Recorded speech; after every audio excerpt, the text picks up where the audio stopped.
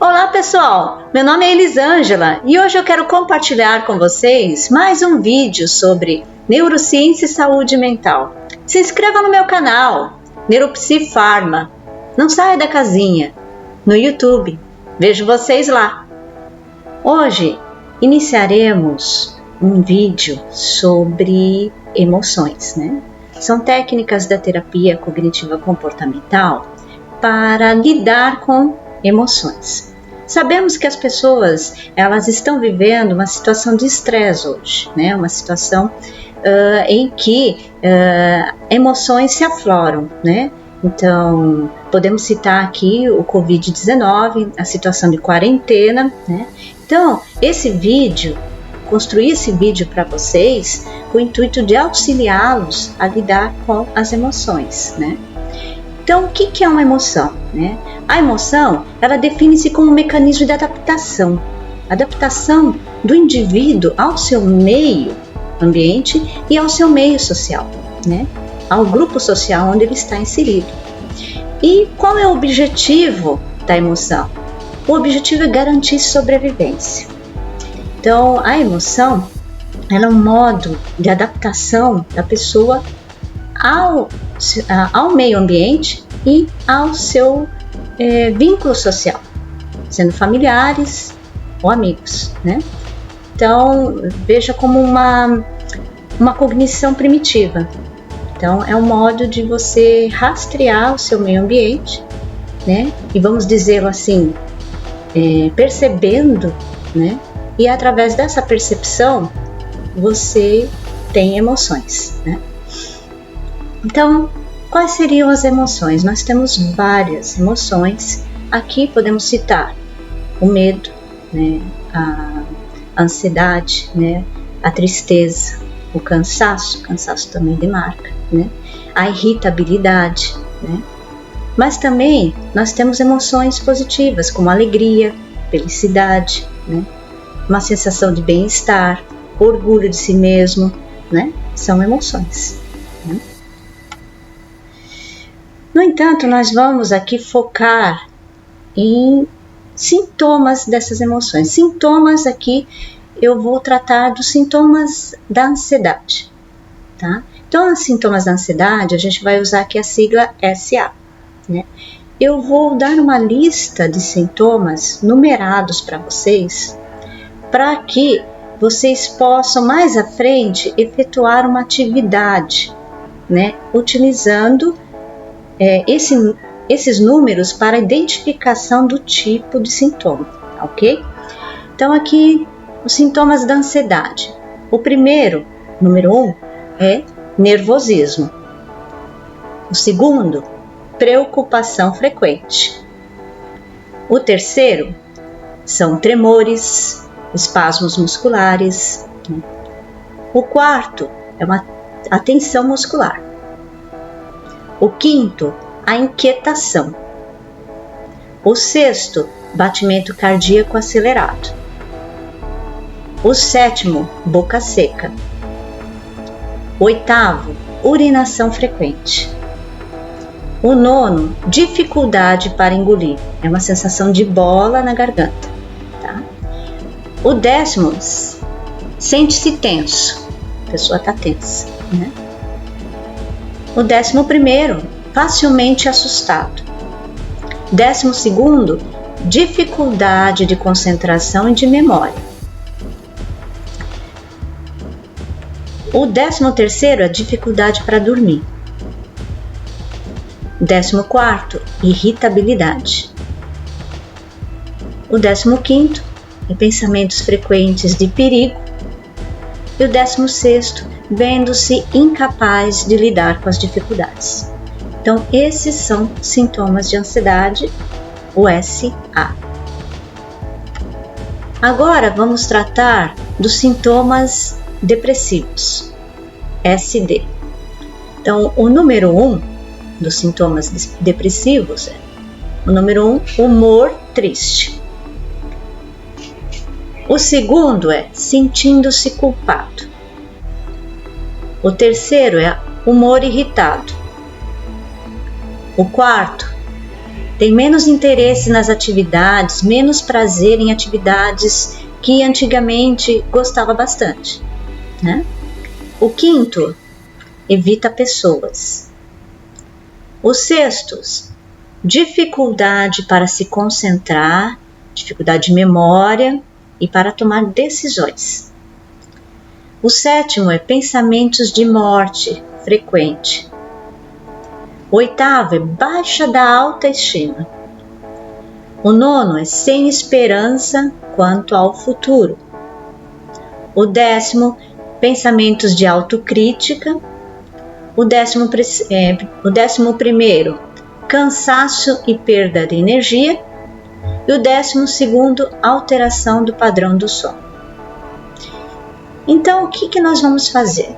Nós vamos identificar e mensurar esses sintomas, né? Então, a partir dos sintomas relacionados, né, nós vamos identificá-los, né, sejam sintomas ansiosos ou depressivos, tá? E vamos mensurá-lo numa escala analógica, numa régua, tá?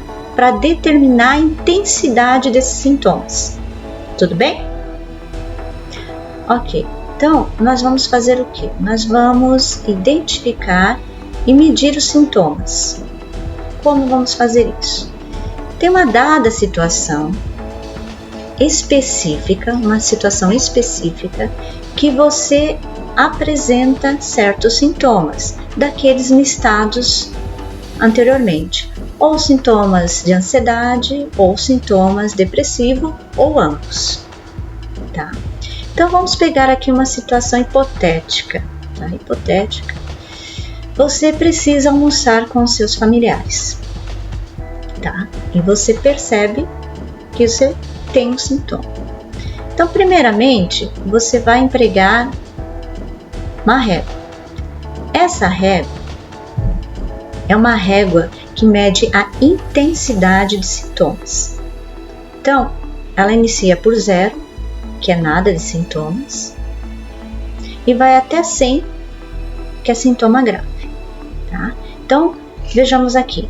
Então, de 0 é nada, de 10 é um sintoma leve, de 20 a 40 é um sintoma moderado, leve, de 50 a 70 é um sintoma moderado, grave, e de 80 a 100 é um sintoma grave, um sintoma bem forte que você sente.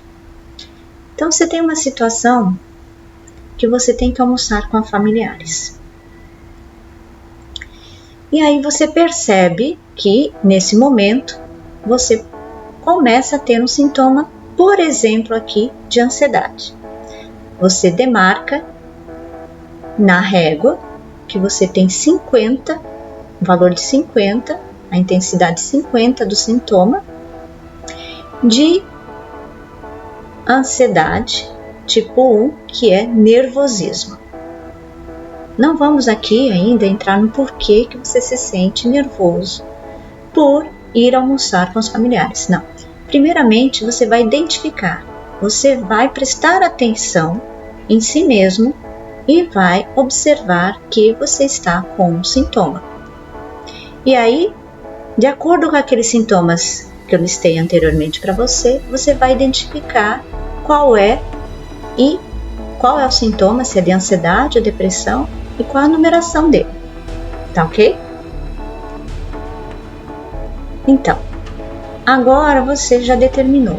Você foi almoçar com os familiares, você sentiu uma intensidade de 50, de sintoma de ansiedade, número 1, nervosismo. Ok? Bom, você vai começar a rastrear esses sintomas no seu dia a dia.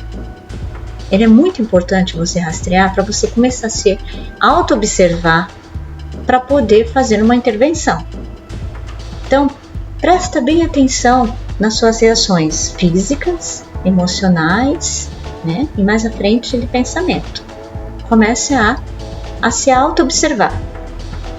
E aí, você vai fazer um diário.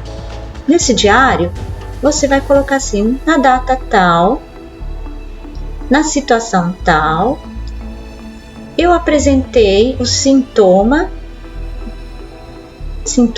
ou de ansiedade ou depressão, tanto de intensidade referente a o número tal. Tudo bem? Tá.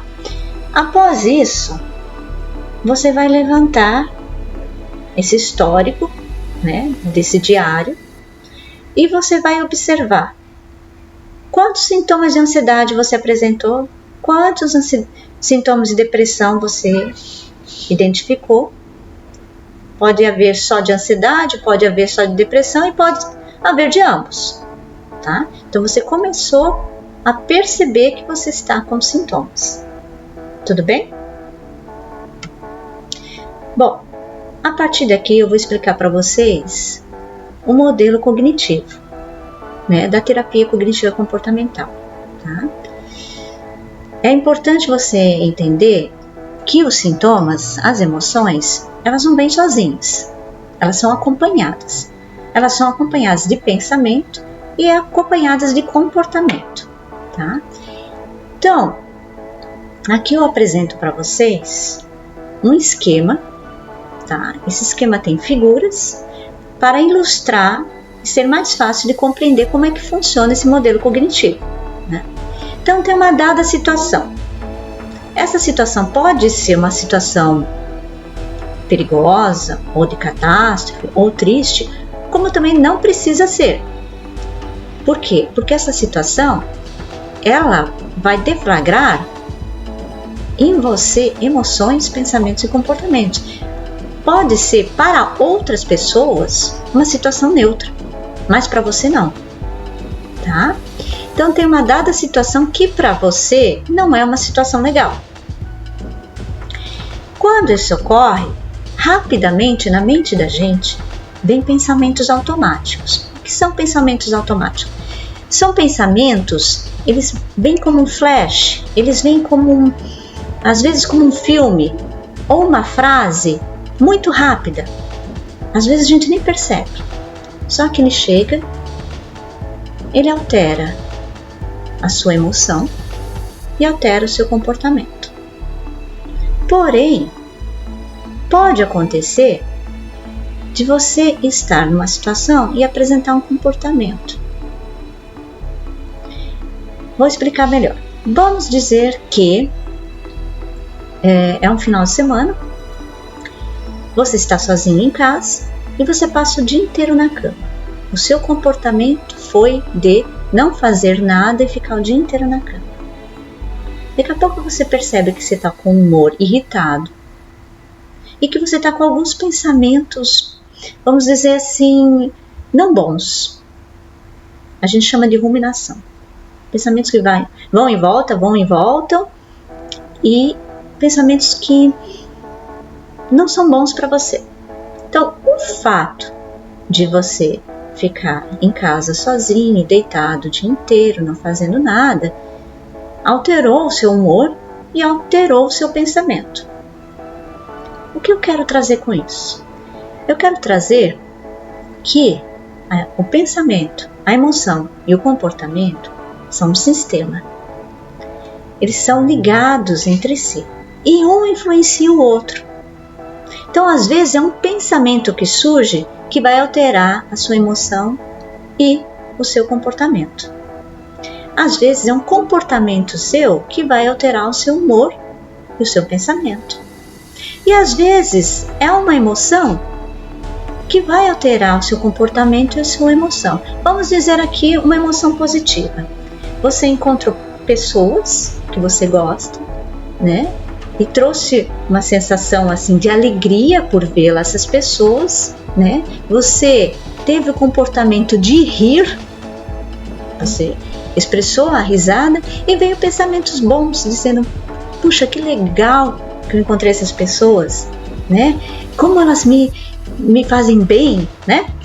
Então você percebe que o sistema pensamento, emoção e comportamento, eles se auto-influenciam. Então, não tem como separar. Eles vão juntos, tá? O exemplo que eu trago aqui para vocês é uma situação catastrófica, tá? Aqui está tendo um tsunami. E aí tem aqui uma representação aqui de um desenho onde a pessoa demonstra que está andando para lá e para cá porque está com um pensamento na mente que está deixando ela, né, vamos dizer assim, não queria trazer emoção e nem comportamento. Algum pensamento que não sai não sai da mente dessa pessoa, né? Ela fica pensando o tempo todo, não consegue tirar.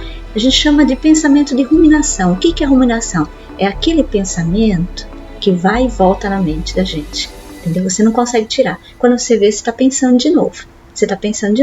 Então, uma ruminação, ele vai e volta, É a representação aqui que eu coloquei para vocês, né? Esse desenho representa a ruminação, o pensamento de ruminação, tá? Ao lado, vocês veem um desenho, né, que representa uma emoção de ansiedade, de medo, né? Tá aqui o boneco roendo as unhas, né? De ansiedade, de medo.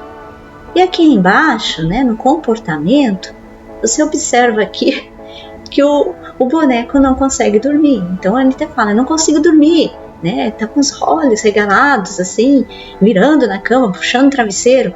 Então o que isso representa, né? Esse modelo cognitivo demonstra aqui que houve uma situação. Essa situação deflagrou pensamentos, que por sua vez interferiu na emoção e no comportamento de dormir, na emoção de ansiedade, de medo, né, e o pensamento ruminante. Tudo bem?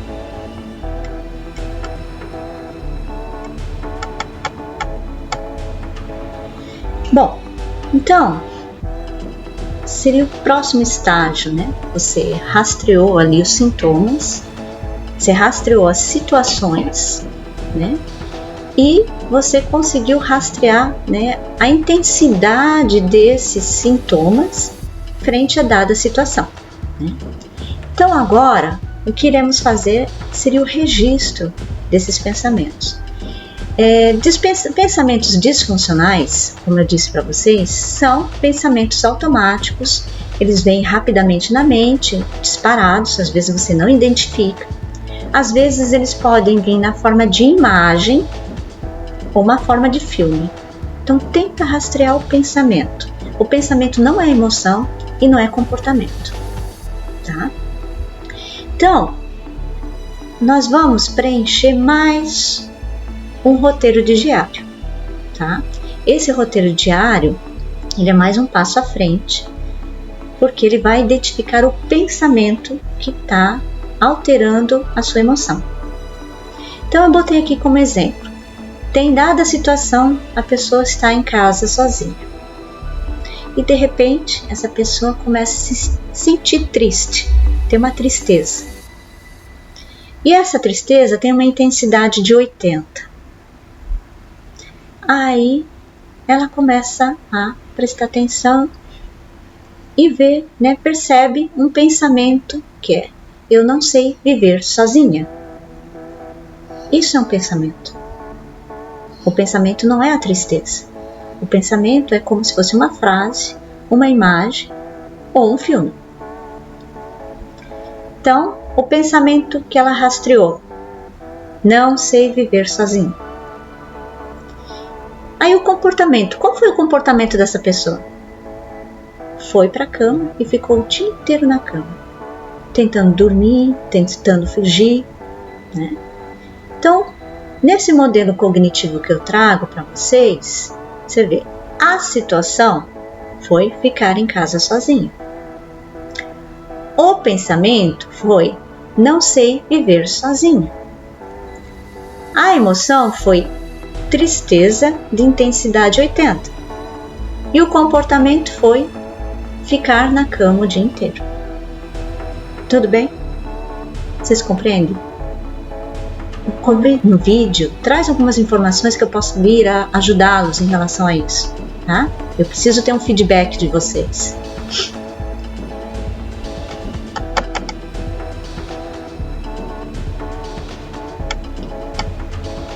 Bom, Esse registro de pensamento que a gente fez, vocês vão fazer como um diário, tá? É o segundo estágio. Rastreia bem esse pensamento, né? Em seguida, nós vamos passar para o próximo passo. Esse próximo passo é o mesmo registro desses pensamentos, mas distorção cognitiva. O que são distorções cognitivas? Bom, eu fiz um vídeo sobre distorções cognitivas, tá? Tá no YouTube também, vocês podem dar uma olhada ali, tá? Explica melhor todas as distorções cognitivas. As distorções cognitivas, elas são erros na lógica do pensamento. Esse erro na lógica faz com que você altere a emoção e o comportamento da pessoa, tá? Listado ali no vídeo de distorções cognitivas, dá uma olhadinha, né? Observem dessas distorções cognitivas, qual é a que você observa, que é mais presente na sua linha de raciocínio, no seu pensamento, tá? Tenta rastrear.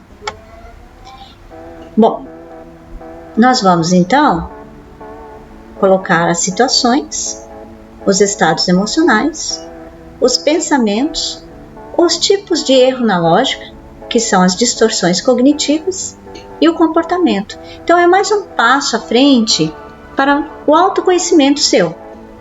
Porque você sabendo como você funciona, você pode intervir, você pode alterar essas situações onde você se sente com emoções e comportamentos e pensamentos disfuncionais, né? Você não fica mais à mercê dessas situações, você consegue ter controle sobre elas. Você consegue começar a observar o seu comportamento e saber como lidar consigo mesmo frente a essas situações. Por isso que é tão importante, tá? Então você vai passar agora a identificar as distorções cognitivas juntamente com a emoção, com a situação, com a emoção, com o comportamento e com o pensamento, tá? Você sabendo como você funciona. Nossa, eu funciono dessa forma, tá? Isso está me trazendo prejuízo. O que eu posso fazer para melhorar? Tudo bem? Bom, após você fazer esse rastreio, você já tem um elenco de 3 situações onde você apresentou emoções alteradas, pensamentos alterados, distorções cognitivas e alteração do comportamento. Você vai começar então a fazer uma reflexão sobre isso, tá? Você vai começar a avaliar as evidências desse pensamento, tá? Tal pensamento surgiu na sua mente, um pensamento automático, um pensamento disfuncional que alterou a sua emoção e o seu comportamento. Você sabe que ele tem um erro de lógica. O erro de lógica é a distorção cognitiva, tá? Então você vai começar a fazer uma avaliação de evidências. Bom, esse pensamento, ele é realista? Primeira coisa, você tem que pensar se ele é realista, tá? Bom, após isso, você vai tentar encontrar evidências a favor e a contra esse pensamento. Bom, você vai listar as evidências a favor do pensamento e contra o pensamento. Após você fazer isso, você vai ver assim, você vai avaliar quantas evidências tem a favor, quantas evidências tem contra, tá?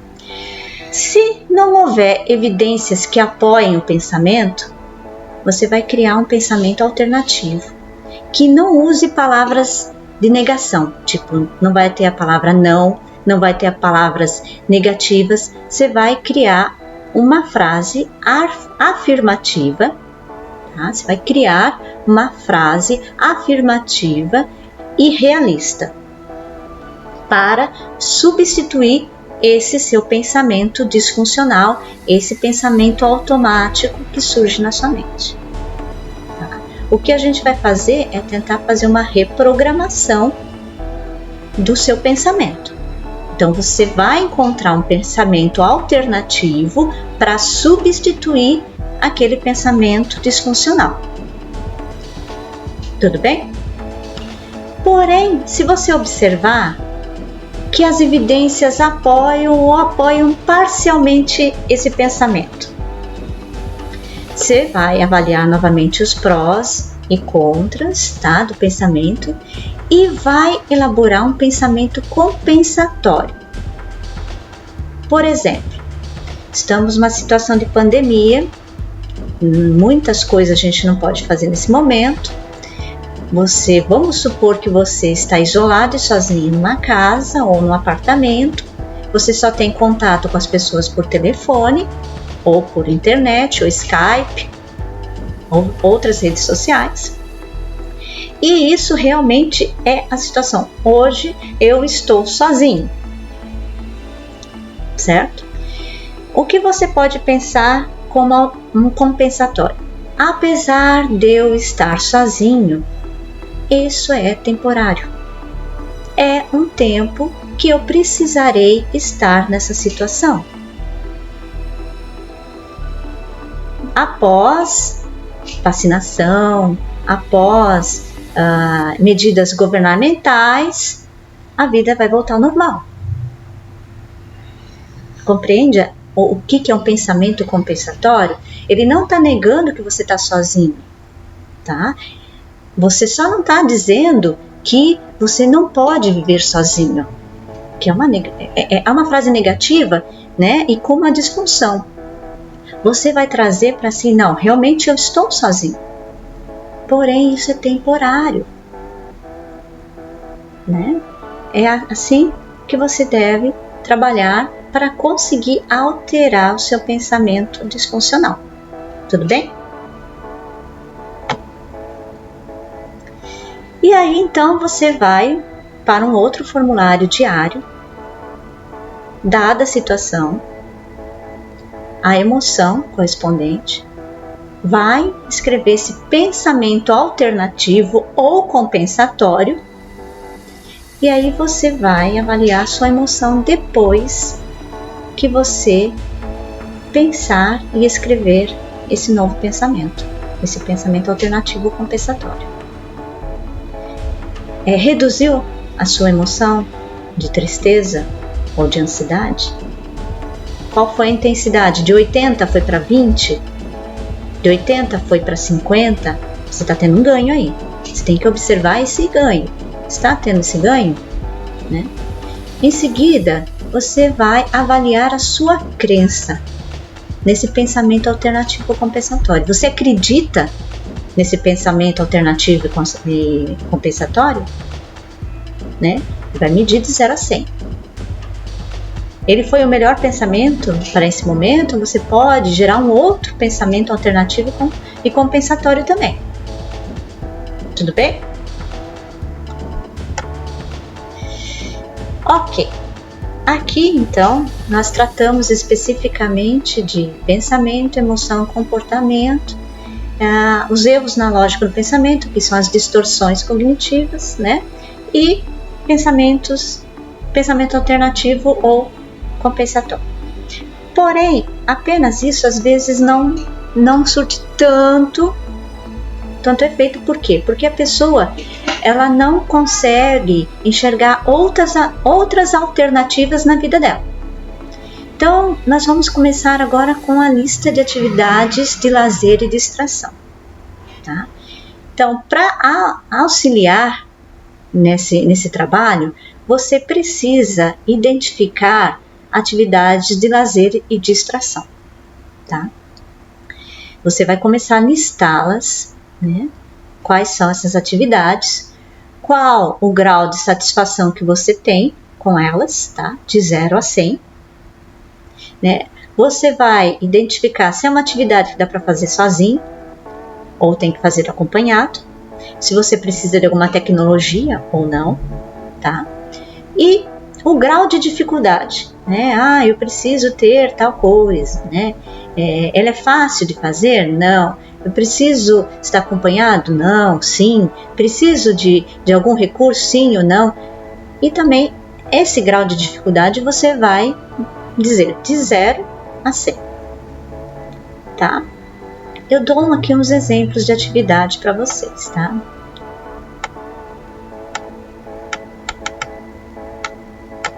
Aqui as atividades que eu trago de exemplo para vocês, vamos dizer atividades para fazer indoor, né? Você pode fazer ginástica, você pode efetuar uma leitura, um estudo, você pode fazer um curso online, né? Você pode ter atividades artesanais, algumas pessoas costuram, outras pintam, né? Pense nessas atividades. Em seguida, você vai fazer um calendário, tá? Você vai fazer um cronograma de atividades para a sua semana. O importante é manter a sua mente ativa, tá? Você tem que manter a sua mente trabalhando, ativa, e você ter horário para fazer as coisas. Então, eu vou acordar 8 horas da manhã, eu vou tomar o meu café da manhã, eu vou tomar o meu banho, após isso, eu vou fazer tal atividade de tal hora a tal hora, tá? Você precisa preencher o seu tempo com atividades prazerosas e que te trazem crescimento, tá? E manter a sua mente trabalhando, tá? Trabalhando positivamente, a mente ocupada e trabalhando. Por isso tem que ser feito esse planejamento, esse cronograma, tá ok? Faça de um modo que você se sinta confortável, né? Tem gente que lota o calendário. Não é para isso, não é para lotar o calendário. Você vai fazer essas atividades para você tirar um bem-estar, não para cobrança, não para se sentir cobrado em relação a isso, tá? Então, como eu citei aqui, né? Eu botei aqui os exemplos. Leitura, fazer ginástica, costurar, ter um contato social via internet, celular, rede social, né? Aqui são os exemplos. E também tem técnicas que podem lhe ajudar a ter um relaxamento. Eu deixei no YouTube também uma técnica de respiração, tá? Ela é muito interessante, tá junto desse grupo de técnicas que eu tô deixando para vocês, né? Então são vídeos separados, dá uma olhadinha ali, tem a técnica de respiração. Uma que é muito interessante é a 336, que eu deixei ali para vocês, tá? Qual a intenção, né? O que ela traz? É um controle da respiração e aprendizado de respostas biológicas de relaxamento. Ela é bem indicada para pessoas que sofrem de ansiedade, né? Então, dá uma olhadinha ali, vocês vão ver essa técnica, a respiração 336 ali no YouTube.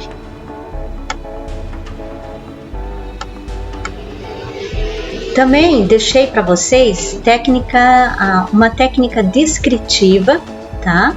De relaxamento, são várias técnicas descritas ali, né? Um PowerPoint que eu deixei para vocês, e também eu deixei uma demonstração, né? De técnica de relaxamento, tá? É a de relaxamento muscular progressivo. Dá uma olhada, tem vídeos para isso ali. Eu deixei vídeos prontos para vocês ali, tá bom? Bom, então, se você se envolver, que eu acredito que é bem interessante você fazer as técnicas de relaxamento e respiração, o ideal também é fazer um monitoramento disso, tá? Para você perceber o seu corpo. Então, todas essas técnicas que eu estou apresentando aqui para você são técnicas para você se auto-observar, se auto-avaliar, perceber como você se comporta, o que você pensa em dadas situações, né? Começar a compreender a si mesmo, né? E seguir em frente para um autoentendimento, uma autoobservação, tá? Então, por isso que é importante você fazer o monitoramento também das técnicas de relaxamento, né?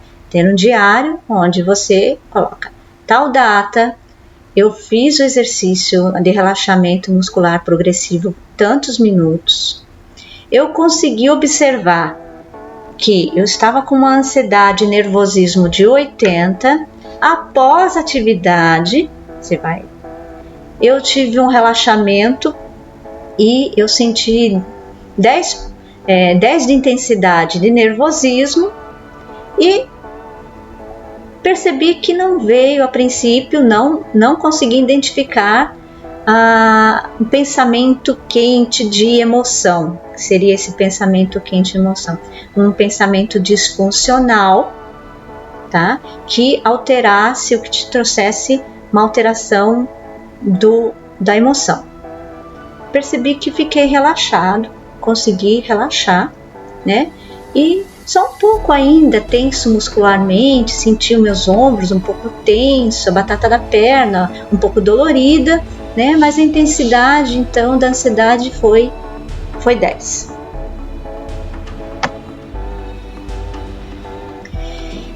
Após isso, né, na sequência, né, no seu roteiro de autoobservação, um tratamento que você está se auto-administrando, né, você vai fazer uma observação do seu estado de tensão muscular.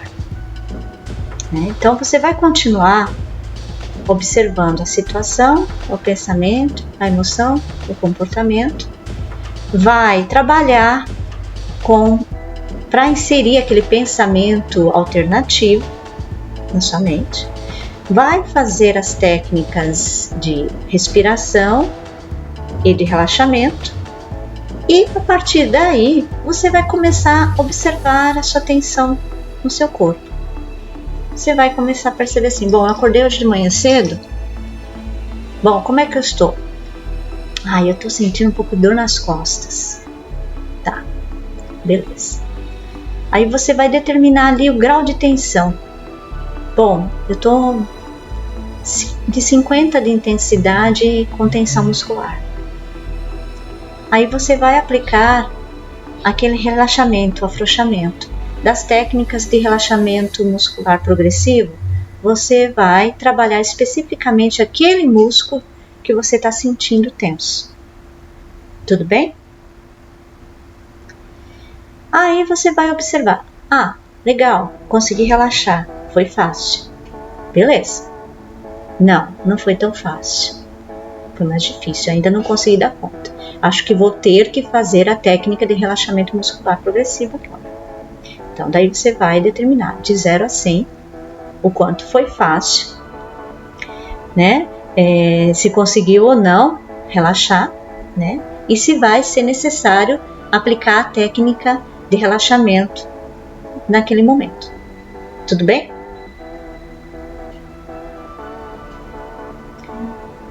Bom, feito isso, eu digo que vocês têm um bom roteiro, para conseguir lidar com situações difíceis. Né? Acabei de apresentar para vocês várias técnicas. Dessas técnicas, essas são técnicas que vocês podem empregar em diferentes situações da sua vida, tá?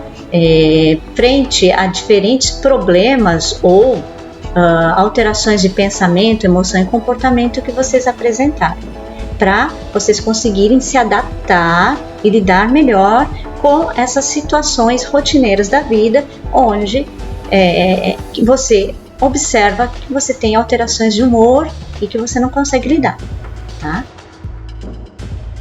Eu deixei para vocês um e-book sobre como lidar com as emoções.